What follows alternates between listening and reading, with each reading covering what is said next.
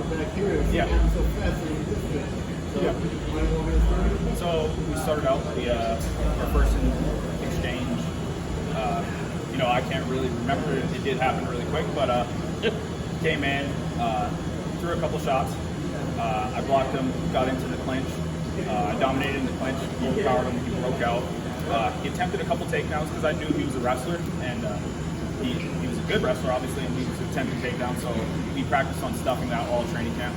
So I stuffed those shots. Wanted to really make sure that he knew that he couldn't take me down. I was an All-American wrestler when I was younger as well. So after that, another exchange, he threw a couple of shots. I covered. He shot another takedown, sprawled on him, spun for the back, hooks in, flattened about, and then finished with big shots and elbows. And he was out after that. It seemed like from an outsider's perspective that you had a big strength advantage in that fight, both on the feet and when it started to get into the grappling stage. Did you feel that out there?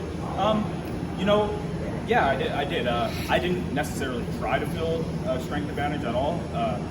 I just felt like it was just there. I wasn't trying to overpower the clinch or any of the positions. I just have a lot of explosiveness and strength. It just happened how it did, and I was able to finish the fight how I wanted to. And when you fought them out on the ground, when you started winning those big shots, some of them were pretty loud. Yeah. Did you kind of know that the beginning and the end was there? Whenever I start striking, I feel I don't anticipate them to be finished because anybody can come back at any point in time. You don't want to over anticipate that, obviously. So the first shot landed, and I seen that it did hurt him. So I was like, okay, he opened up his ear. So I landed a couple axe elbows from there, just trying to sneak him in so I didn't hit the back of the head, obviously. And there was obviously a technical aspect of my finish when I was doing it.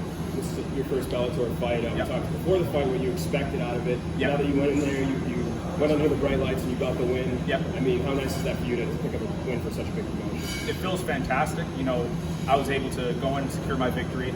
We got Julia Budd, the 4-time world champion, coming up on January 25th at the Forum.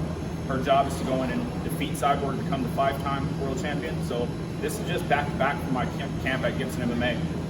My dad, Lance Gibson Sr., has taught me since I was 2 years old. We got Julia Budd.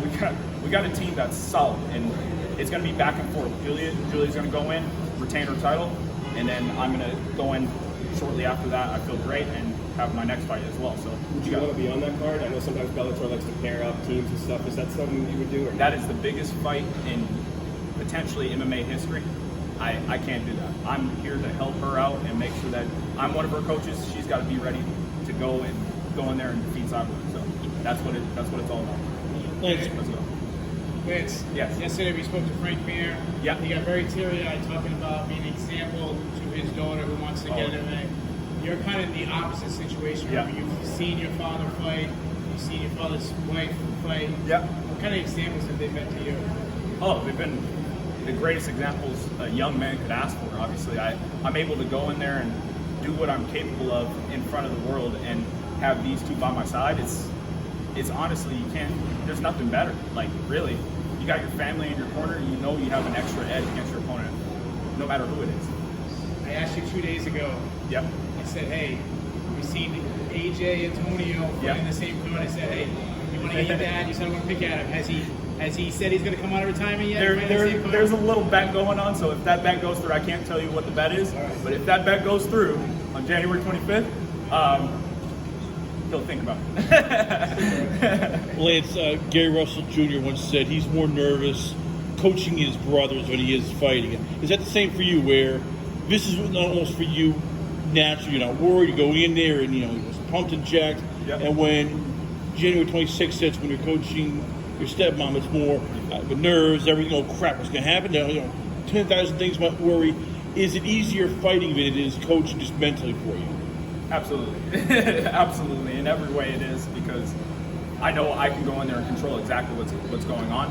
When it's somebody else, you can't. But one thing me and my camp does, my father and as well as myself when we're coaching Julia Budd, is we make sure that we grind everything, drill it into the brain to where it's a natural instinct every single time. And that goes for all of our fighters. It's not just her, but we know exactly what's coming out, and we know exactly what the Gibson MMA technique systems are going to do in the cage. So. Last question, guys. Anyone? You said you wanted to make a statement. What statement did you make tonight? I made a statement. not exactly what I wanted to, but I did my job. So I went in there and finished the fight quickly, did an awesome job for the fans. Next time you're going to see superior striking, you're going to see something totally different, you're going to see a whole new MMA athlete coming out. So Congratulations. yeah. Congratulations.